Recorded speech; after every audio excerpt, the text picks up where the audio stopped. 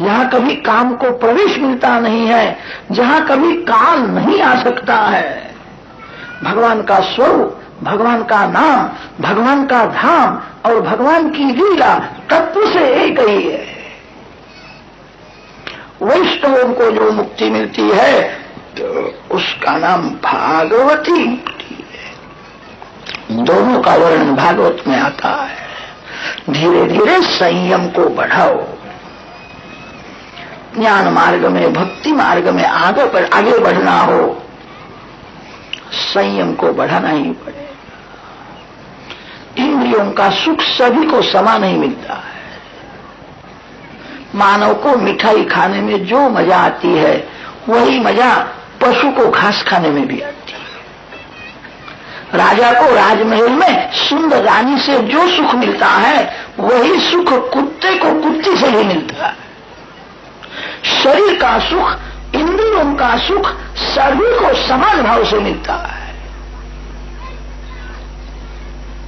आज तक भोग से शांति मिली नहीं है।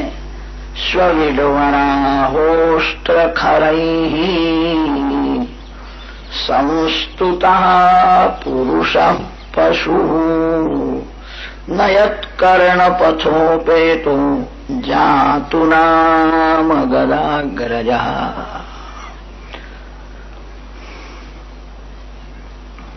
इंद्रियों को भक्ति रस में तरबोल करो।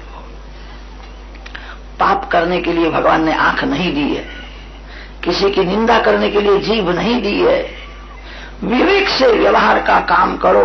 प्रत्येक इंद्रिय से जो भक्ति करता है उसको मुक्ति का आनंद मिलता है। संत ऐसा मानते हैं, मानव जिस इंद्रिय से भक्ति नहीं करता उस इंद्रिय से पाप होता है। कथा में कान से आप भक्ति करते हो, आंख से भी भक्ति करो। वक्ता कथा करता है, श्री कृष्ण दर्शन करता हुआ वक्ता कथा करे। श्रोता कथा सुनता है, तब श्री कृष्ण में, भागवत श्री कृष्ण का स्वरूप है, भगवान में नजर रखो। जो आंख से भक्ति नहीं करता, आंख से पाप होने लगता। जिस इंद्रिय से मानव भक्ति नहीं करता है उस इंद्रिय से पाप होता है। कितने लोग कथा में बिना कारण चारे बाजू देखते रहते, फिर विचार करते हमारे गांव का यह नहीं है, दूसरे गांव में कहीं आया है, ऐसा लगता है। जिस इंद्रिय से मानव भक्ति नहीं करता है उस इंद्रिय से पाप होगा। आंख से भक्ति करो, जीभ से भक्ति करो, कान से भक्ति करो, मन से भक्ति करो। तस्मात् भारत सर्वात्मा भगवान हरि ईश्वर श्रोतव्य कीर्तितव्यश्च ध्येयः पूज्यश्च नित्यदा। जो प्रत्येक इंद्रिय से भक्ति करता है उसको मरने से प्रथम मुक्ति के जैसा ही आनंद मिलता है। 3 अध्याय की कथा करने के बाद सुखदेव जी महाराज ने मंगलाचरण किया। टीकाकारों ने लिखा है 3 अध्याय की कथा की, तब तक सुखदेव जी महाराज को मैं कथा करता हूं यह भी याद नहीं आता। श्री कृष्ण दर्शन स्मरण में तन्मय होकर के बोलते हैं, मैं वक्ता हूं, भूल गए। नियम तो ऐसा है, कथा के आरंभ में मंगलाचरण करना चाहिए। 3 अध्याय की कथा करने के बाद 4th अध्याय में मंगलाचरण किया है। 3 अध्याय की कथा की, तब तक उनको देहभान नहीं था। श्री कृष्ण दर्शन में स्मरण में तन्मय होकर के बोलते थे।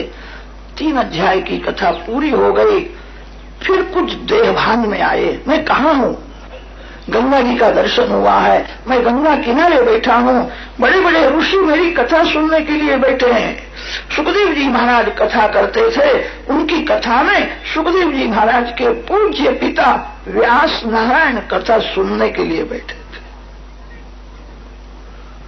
सुखदेव जी की कथा सुनने में व्यास जी को भी बहुत आनंद आता था। कैसा बोलता है, मेरा पुत्र है, मेरे को ऐसा लगता है मेरे से भी श्रेष्ठ है। मेरे पिताजी कथा सुनने के लिए बैठे, थोड़ा संकोच हुआ है। 4th अध्याय में मंगलाचरण किया। यत् यत्कीर्तनम् यत्श्रवणम् यदीक्षणम् यद्वन्दनम् यत्स्मरणम् यदर्हणम् मूकस्य सद्यो विजुनोति कल्मषम् तस्मै सुभद्रश्रवसे नमो नमः। तपस्विनो दानपरायशस्विनो मनस्विनो मन्त्रविदः सुमङ्गलाः क्षेमम् न विन्दन्ति विनायदर्पणम् तस्मै सुभद्रश्रवसे नमो नमः। भगवान का स्वरूप मंगल, भगवान का नाम मंगल, भगवान की लीला मंगल, भगवान का धाम मंगल, भगवान का सब कुछ मंगल है। संसार अमंगल है। संसार में जहां देखो वहां काम का राज दिखता है। प्रायः सभी जीव काम के आधीन नहीं रहते। काम को ऋषियों ने अमंगल माना है। काम अमंगल है। संसार काममय है, काम ही संसार है। काम नहीं है तो संसार नहीं है। काम सभी को धोखा देता है। काम सभी का शत्रु है। शत्रु होने पर भी वो मित्र के जैसा लगता है। काम किसी को सुख नहीं देता, सभी को दुख देता है। काम शक्ति का विनाश करता है। काम तन को बिगाड़ता है, काम मन को बिगाड़ता है, काम जीवन को बिगाड़ता है और काम ही मरण को बिगाड़ता है। काम शत्रु होने पर भी मित्र के जैसा लगता है। काम किसी को सुख नहीं देता, काम सभी का शत्रु है, काम सभी को धोखा देता है। इसीलिए ऋषियों ने काम को अमंगल माना है। भगवान को कभी काम का स्पर्श नहीं होता है। सूर्य के पास अंधकार नहीं जा सकता है। परमात्मा को काम का स्पर्श नहीं होता, इसलिए भगवान का सब कुछ मंगलमय है। मंगलमय परमात्मा नारायण के चरण में वारंवार वंदन। परीक्षित राजा का प्रश्न है, जगत की उत्पत्ति कैसी होती है? ऐसा ही प्रश्न एक बार नारद जी ने ब्रह्मा जी को किया था। ब्रह्मा जी ने नारद जी को जो उपदेश दिया वह कथा मैं तेरे को सुनाता हूं। प्रलय काल में सबको भगवान पेट में रखते हैं, शेष शैया में शयन करते हैं। वेदों ने वर्णन किया है, नासदासी नो सदासी तदानीम नासीद्रजो नो व्योमा परोयत। सबको पेट में रखते हैं, भगवान शेष शैया में शयन करते हैं। सृष्टि के आरंभ में प्रभु को खेलने की इच्छा होती है। भगवान को खेलने की इच्छा होती, यही माया है। ब्रह्म माया विशिष्ट जब होता है तब जगत की उत्पत्ति होती है। माया रहित शुद्ध ब्रह्म निष्क्रिय होता है। चावल बोने से चावल नहीं उत्पन्न होते हैं, धान बोने से चावल उत्पन्न होते हैं। चावल के ऊपर छिलका है तब उसको धान कहते हैं। ब्रह्म जब माया विशिष्ट होता है, परमात्मा को खेलने की इच्छा हुई, स एकाकी नहीं रमते सद्वितीयम ऐच्छत। प्रकृति पुरुष उत्पन्न होते हैं। प्रकृति पुरुष में से महत्तत्व, महत्तत्व में से अहंकार, अहंकार के तीन भेद हुए, सात्विक राजस तामस, तामस अहंकार में से पंच तन्मात्रा, राजस अहंकार में से इंद्रिय और सात्विक अहंकार में से इंद्रियाभिमानी देव उत्पन्न हुए। कैसे उत्पन्न हुए? भगवान ने संकल्प किया। भगवान के संकल्प में ऐसी शक्ति है, यह संकल्प सृष्टि है। भगवान ने संकल्प किया, महत्तत्व उत्पन्न हो गया। पंच ज्ञानेन्द्रिय, पंच कर्मेंद्रियों की उत्पत्ति हुई है। फिर तो भगवान के नाभि में से ब्रह्मा जी प्रकट हुए। ब्रह्मा जी विचार करने लगे, जिस कमल में मैं बैठा हूं इसका मूल कहाँ है? मूल शोधने का प्रयत्न बहुत किया, सफलता मिली नहीं। ब्रह्मा जी को भय लगा, मैं क्या करूं? 21वां अक्षर सुना है, 16वां अक्षर है त और 21वां अक्षर है प। तप तप तप स्पर्शेषु यत् षोडशमेकविंशम्। तप तप तप ऐसी आकाशवाणी ब्रह्मा जी ने सुनी है। ब्रह्मा जी ने तपश्चर्या की है। ओम नमो नारायणाय, ओम नमो नारायणाय, ओम नमो नारायणाय महामंत्र का जप किया। ब्रह्मा जी को नारायण का दर्शन हुआ। सृष्टि के आरंभ में भगवान ने ब्रह्मा जी को भागवत की कथा सुनाई। 4 श्लोकों में भागवत की कथा सुनाई, उसको चतुश्लोकी भागवत कहते हैं। ये जगत नहीं था तब भगवान थे। ये जगत दिखता है तो सभी में भगवान मिले हुए। जगत का विनाश होगा तभी भगवान विराजमान रहेंगे। भगवान होने पर भी भगवान नहीं दिखते हैं, इसका कारण माया है। माया भगवान के स्वरूप को शक्ति भगवान में ही जगत का भास कराती है। अंधकार रस्सी को ढक देता है और अंधकार ही रस्सी में सर्प का भास कराता है। सर्प नहीं है तो भी सर्प दिखता है, रस्सी है तो भी नहीं दिखती है।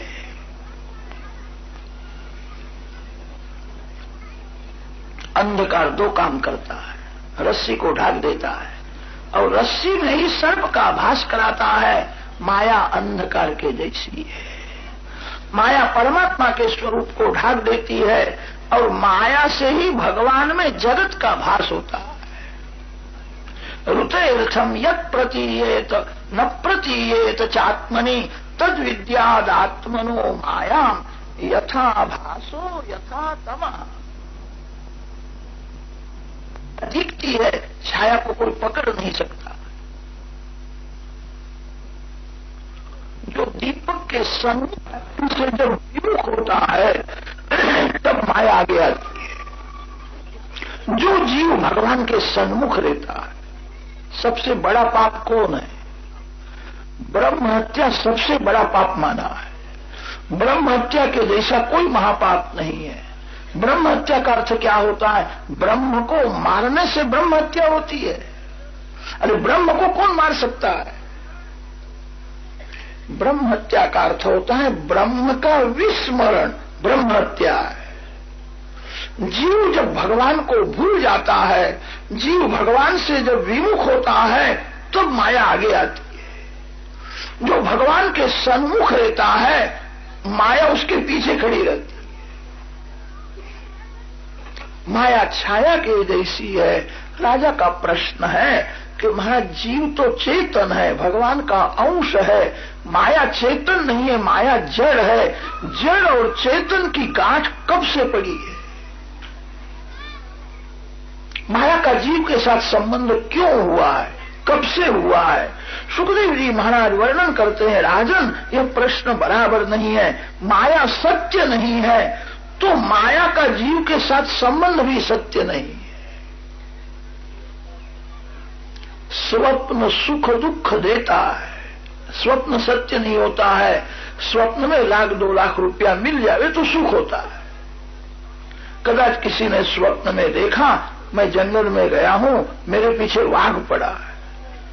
स्वप्न का वाघ सच्चा नहीं है तो भी दुख देता है। स्वप्न में जो रुपया दिखता है वो भी सत्य नहीं है। स्वप्न में रुपया देखने से सुख होता है, वाघ को देखने से भय लगता है। स्वप्न सत्य नहीं है तो भी सुख दुख देता है। माया सत्य न होने पर भी सुख दुख देती है।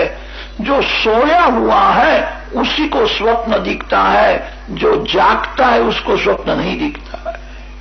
जागो यो हवै जागार तम ऋचः कामयन्ते, यो हवै जागार तम सामान्यन्ते। जागने वाले को भगवान मिलते हैं, जो सोया हुआ है उसको संसार मिलता है। भगवान श्री कृष्ण जब प्रकट हुए हैं तब जगत में दो जीव जागते थे, वसुदेव और देवकी। संसार गाढ़ निद्रा में है। जो सोया हुआ है उसको संसार मिलता है, जो जागता है उसको भगवान मिलते हैं। जागो। कदाच आपको शंका होगी, रात भर जागना ही पड़ता है क्या? संसार का कोई भी सुख जिसको मीठा लगता है, जिसका मन संसार सुख में फंसा हुआ है, वह सोया हुआ है। संसार का सभी सुख जिसको तुच्छ लगता है वही जागता है। जागने वाले को भगवान मिलते हैं। वसुदेव देवकी जागते थे, उनके सन्मुख चतुर्भुज नारायण प्रकट हुए। जागो। स्वप्न जो सोया हुआ है उसी को दिखता है, जागने वाले को स्वप्न दिखता नहीं है। माया स्वप्न के जैसी मिथ्या है। माया का जीव के साथ संबंध सत्य नहीं है। माया सत्य नहीं है तो माया का जीव के साथ संबंध सत्य कैसा होवे? आत्म मायामृते राजन परस्यानुभवात्मनः न घटेतार्थ संबंधः स्वप्न द्रष्टुरिवांजसा। स्वप्न देखने वाला घर में है, वो जंगल में गया ही नहीं है। स्वप्न देखने वाले का स्वप्न के दृश्य पदार्थ के साथ संबंध हुआ ही नहीं। स्वप्न के दृश्य पदार्थ सत्य नहीं है, स्वप्न देखने वाला सच्चा है। स्वप्न काल में स्वप्न देखने वाला अपने स्वरूप को भूल जाता है, तभी स्वप्न दिखता है। जिसको बराबर याद है मैं घर में हूं, उसको स्वप्न नहीं दिखता है। स्वप्न काल में जीव अपने स्वरूप को भूल जाता है, तब स्वप्न दिखता है। स्वप्न देखने वाला जो है उसका स्वप्न के दृश्य पदार्थ के साथ संबंध हुआ ही नहीं। स्वप्न में भास होता है। माया का जीव के साथ सच्चा संबंध नहीं है। माया कब से उत्पन्न हुई है कोई नहीं कह सकता है। माया अनादि है। यूपी में रहने वाले को पूछो कि कानड़ी भाषा तेरे को आती है, वो कहेगा मेरे को कानड़ी भाषा नहीं आती है। उसको प्रश्न करो कानड़ी भाषा का अध्ययन कितने वर्ष से तेरे को है? वो कह सकता है 10 वर्ष से कि 20 वर्ष से। वो कहता है मेरा जन्म यूपी में उत्तर भारत में हुआ, जन्म से ही मेरे को कानड़ी भाषा नहीं आती। कानड़ी भाषा का अध्ययन कितने दिन से है कोई नहीं कह सकता है। अज्ञान का आरंभ कोई नहीं बता सकता है। कर्नाटक में 2-4 वर्ष कोई जाकर के रहे तो उसको कानड़ी भाषा आती है, फिर वो कहता है आप कानड़ी भाषा का मेरे को ज्ञान हुआ है। ज्ञान कब हुआ वो कह सकता है, अज्ञान कब से हुआ है कोई नहीं कह सकता। अज्ञान का आदि नहीं है, अज्ञान का अंत है। माया अनादि और शांत है, परमात्मा अनादि और अनंत है। परमात्मा के साथ प्रेम करो। भगवान को भूलना ही ब्रह्म हत्या है। जीव जब भगवान को भूल जाता है, भगवान से विमुख होता है, तभी माया आगे आती है। वेदों में वर्णन आया है माया नाचती है। माया का नाच देख करके जीव को मोह होता है, जीव माया के साथ नाचने लगता है। इसीलिए माया को नर्तकी कहा है। माया नर्तकी है। नर्तकी शब्द को उल्टा दो तो कीर्तन होगा। जो प्रेम से कीर्तन करता है, जो भगवान के सन्मुख रहता है। माया मारती है, माया दुख देती है। जो गाफिल है उसी को मारती है। जो सावधान होकर के भक्ति करता है उसको माया त्रास नहीं देती। 4 श्लोकों में भागवत की थोड़ी कथा सुनाई है। ब्रह्मा जी ने वही कथा नारद जी को सुनाई, नारद जी ने वही कथा व्यास महर्षि को सुनाई। व्यास जी ने 4 श्लोक के आधार से 18,000 श्लोकों की परमहंसों की संहिता बनाई है। भागवत परमहंसों की संहिता है। प्रत्येक अध्याय के समाप्ति में लिखा है पारमहंस्याम संहिताया। 4 श्लोक के आधार से 18,000 श्लोकों की भागवत परमहंस संहिता बनाई। व्यास जी ने सुखदेव जी महाराज को यह कथा सुनाई। सुखदेव जी ने परीक्षित राजा को यह कथा सुनाई। द्वितीय स्कंध में अनेक प्रश्न किए हैं। छोटा सा द्वितीय स्कंध परिपूर्ण होता है। सुखदेव जी महाराज वर्णन करते हैं, राजन जैसे प्रश्न करते हो वैसे ही प्रश्न एक बार विदुर जी ने मैत्रेय ऋषि को ऐसे ही प्रश्न पूछे थे। मैत्रेय ऋषि ने विदुर जी को जो उपदेश किया वह कथा मैं तेरे को सुना दूं। एवमेतत् पुरा पृष्टो मैत्रेयो भगवान् किलो क्षत्रावनं प्रविष्टेन त्यक्त्वा स्वगृहमृद्धिमत।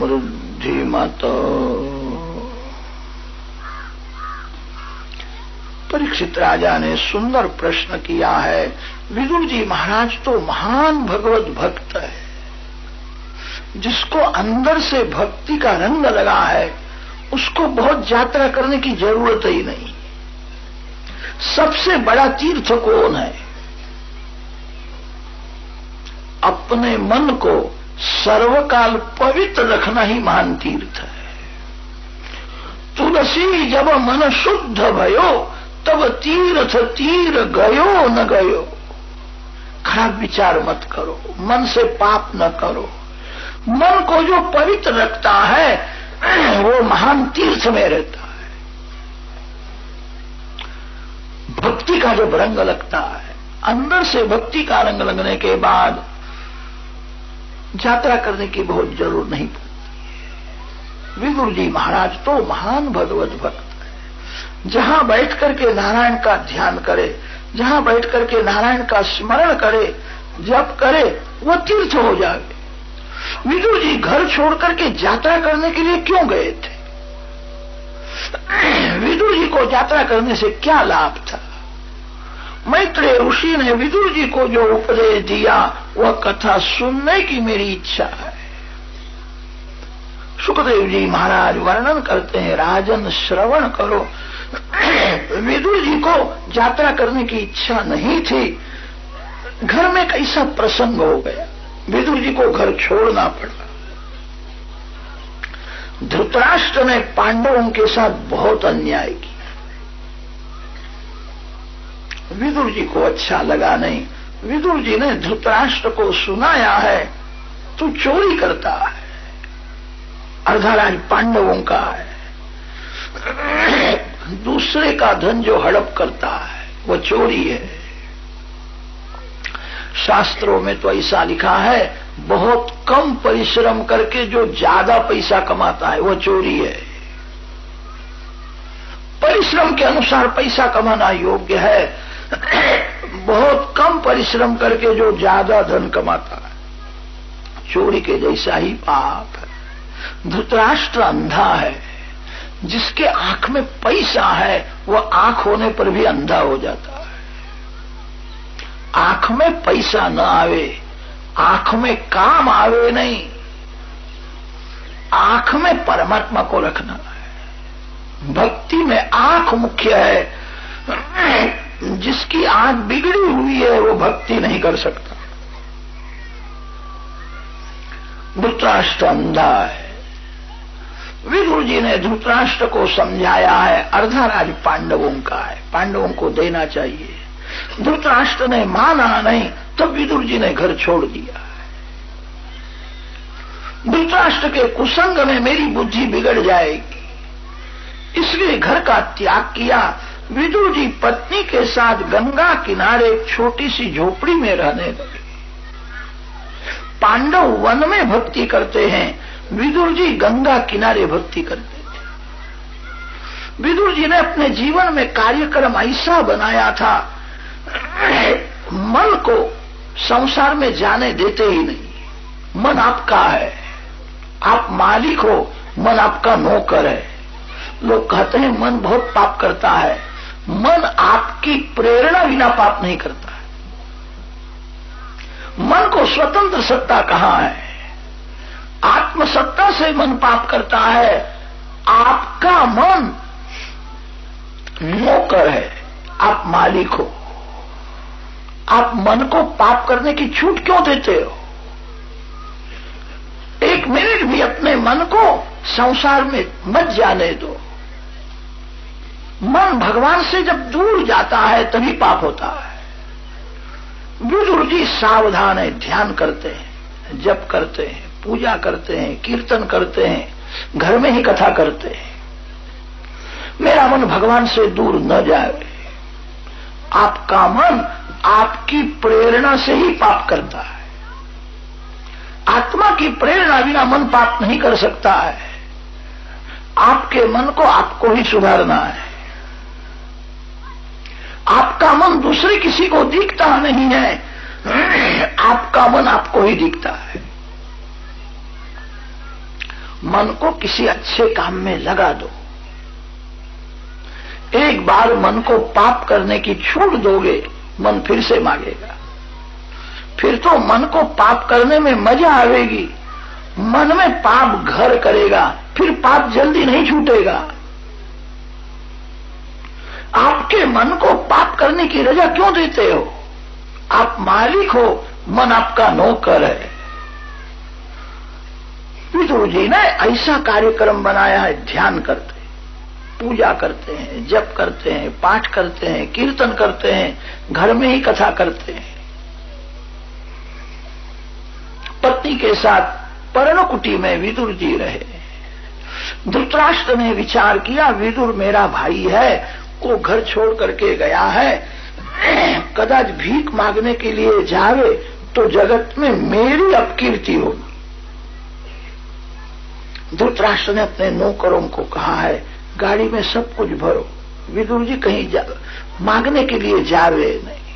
अन्न दो, वस्त्र दो, बर्तन दो, सब कुछ उसको देना है, मेरा भाई है। धृतराष्ट्र के सेवक गाड़ी में सब सामान लेकर के आए हैं। विदुर जी को कहा है, आपके भाई ने भेजा है। पापी धृतराष्ट्र का अन्न लेने की विदुर जी को इच्छा नहीं है। विदुर जी पत्नी की परीक्षा करते हैं। पत्नी को कहा है, मेरे भाई ने भेजा है, घर में रखो। विदुर पत्नी ने कहा, भाई आपका बहुत पाप करता है, इसलिए उसका संग छोड़ दिया। उसका अन्न खाने की आपको क्यों इच्छा होती है? यह अन्न पेट में जाएगा, मन बहुत बिगड़ेगा। मैं गंगा किनारे खाने के लिए नहीं आई, सतत भक्ति करने के लिए। कितने लोग घर छोड़ करके गंगा किनारे भक्ति करने के लिए तो जाते हैं, वहां जाने के बाद उनको घर बहुत याद आता है। कितने लोग घर में पत्र लिखते हैं, एक अचार की बरनी भेज देना। अरे तेरे को अचार खाना था तो घर छोड़ करके आया काहे को? जिसको सादा भोजन भाता है वही भक्ति कर सकता है। भक्ति का अलौकिक आनंद लेना है। भोजन के स्वाद में जिसका मन फंसा हुआ है उसको भक्ति का आनंद नहीं मिलता। मैं आज तक मैंने बहुत खाया है, गंगा किनारे में भक्ति करने के लिए आई हूं। विदुर जी पत्नी को समझाते हैं, भोजन करना भी भक्ति है। भोजन न करने से शरीर दुर्बल हो जाएगा। शक्ति से ही भक्ति होती है। भगवान को भोग लगावेंगे, भोजन करेंगे, क्या हर्ज है?